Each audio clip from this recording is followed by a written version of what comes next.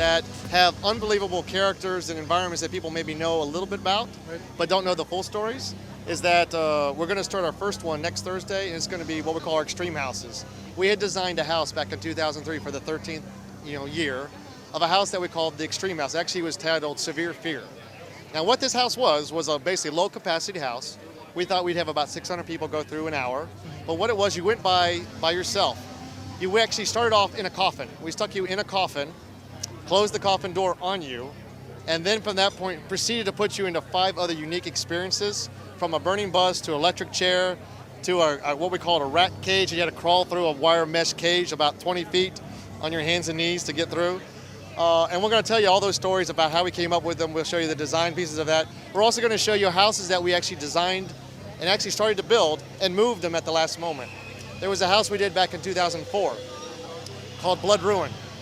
It was a house that was built basically in the Middle Ages, kind of done as like an old like an old village type of thing. It was originally designed to be an exterior haunted house, and it was going to live basically where Hager's Hut is right now. There's an extended queue area to Dueling Dragons.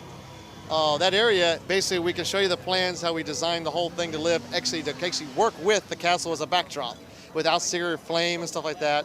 At the last moment, we realized that our capacities for the event were actually starting to get higher, and we had to actually open up the ride itself.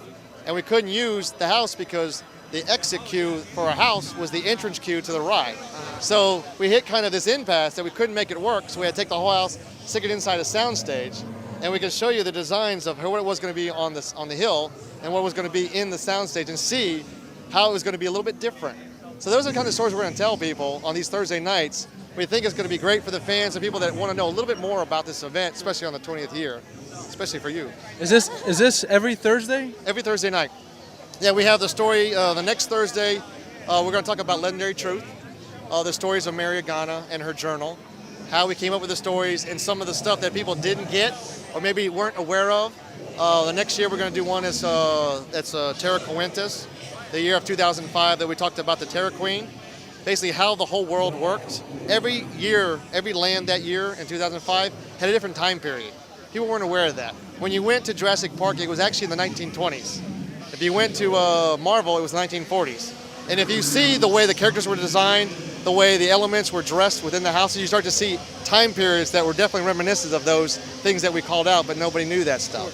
So stuff like that is stuff that we're excited about giving to the fans and the guests that want to hear a little bit more about the last 20 years of stuff that they never knew, that I think will be kind of like this little hidden treasure that'll give them this year. So it's cool. Especially for fans. Am I not a fan? I think I'm bigger. So she thinks. Just taking a step back and just talking about the overall event, what was some of your biggest inspiration for Halloween Horror Nights XX? Well, this year we really wanted to start off with figuring out a way to take the 20th year and do something just like we do every year, which is how do we make what people expect but make it different. We didn't want to start this year and look at the 20 years and say, you know what, we've done some great things, let's just bring them back and have a chance for everybody to experience them. We felt what we've done for the last 20 years was bring fear to life, which we felt we wanted to do this year. And secondly is to create things that nobody's ever seen before, to create things that people really inspired this event to say, you know what, that is unique, that's different, that is amazing. So for us as designers, we felt that we wanted to be able to do this in a way that maybe inspires us and inspires our guests to say, what will they do for the next 10 years? What will they do for the next 20 years? So when we sat down, we said, we have to think bolder, we have to think bigger, we have to think even grander to create experiences, characters, and environments that they've never seen before, that is definitely true and basically to the level that we know our guests will expect on this special 20th year. And we feel that we've been able to kind of hit that mark. We feel like the bullseye has kind of been hit, and we think that from early reviews right now that people are having a great time saying that it is something they've never seen before from us. I'll tell you what, it definitely seems that way right now. Good. Looking at Fear, himself, itself, herself maybe. Whatever it is. Whatever it is. It seems that this character is it's something I've never seen before. And I don't know, can you tell I'm shaking? I'm literally, the first time when it came out there, I was really scared. Like, well, not that I was scared, oh my God, but it was scary to me. And I was surprised.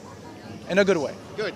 So, how did that come about? How was Fear born as a character? The representation, the way it looks. Well, I'll tell you our story of Fear. Fear actually was brought to life by you guys, the fans. A lot of the Lantern. Sorry, I point across the camera over here. Because for us, Fear has been a part of this event for 20 years. Fear has been a part of us, the designers, for 20 years. None of us knew it, is our story. Our story is that he's lived in the shadows, he's getting strength and basically more powerful by the fears that we've unleashed onto this event and the guest. And for us, we as designers had no way of controlling it. We didn't know how and what form he would take. He's taken the form of Jack, he's taken the form of caretaker, he's taken the form of storyteller. It wasn't until the 20th year that he basically took his own true physical form. And the only way for him to come to life was for the fans basically to bring him together, to bring those 5 elements of fear together and build the gateway that unleashes him. So that's our story. So for us, it was the fans who brought the 20th year to fruition to bring fear to life and basically bring this 20th element, to its place here in the park. For us as designers, though, to design that was a challenge because fear is different for everybody. And even in our story and even in our experiences that we've brought fear to you so many different ways over the 20 years, how do you make that one element become the symbol that represents fear? And at the same time, everybody has a different, what they imagine fear to be. He's creepy, he's, kind of powerful, he's strong, he's, mysterious, he's unknown. All those things we had to wrap into the design of him. So there's a lot of story within him. When you look at him closely, you see he represents the 20 years. He has the numerals on him, carved in him for the last 20 years. And the older years are a little bit ones that basically are not as recent as the more newer years. He also represents the 5 elements of him on him. He has the totems of chaos, death, mythos or legend, sacrifice and vengeance. He also is actually part of what we call basically the entanglements or the roots that are the elements of fear. It's like if you ever heard this, the saying, in the fear's grip or consumed by fear, or basically paralyzed by fear, is what this is basically doing to him too. It's taking him over. It's kind of this kind of battle going on between him, between half human and kind of half this element of kind of tree-like. So all those things kind of tell the story, and also gives everybody the imagination that they need to have to say, you know what, he is something different and special to me that might be different and special to the person sitting next to you. So those are the things that we feel that Phil represents, and we're hearing, like I said, great response, and us as designers feel like fear is here, fear is real, come here and have a good time. It is real, very real. TJ, that's very interesting. Thank you very, very much. Oh, no problem. Have a good time tonight. We will. Yep. The record Yes. that the Lantern did have characters in it because nobody believes me. Yes, the Lantern did have characters. It had a lot of elements, a lot of story within it. And the reality of it is that the Lantern represents the 20 years of the past. For us, the shadows of the past, scare zone of last year, was the beginnings of starting the fire in the Lantern.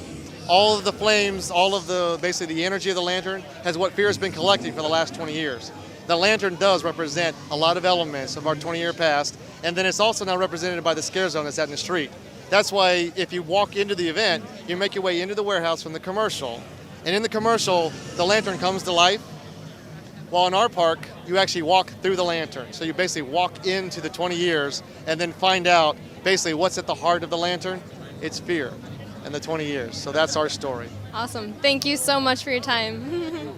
And we're not paranoid. This proves it. Yes. We have it on record.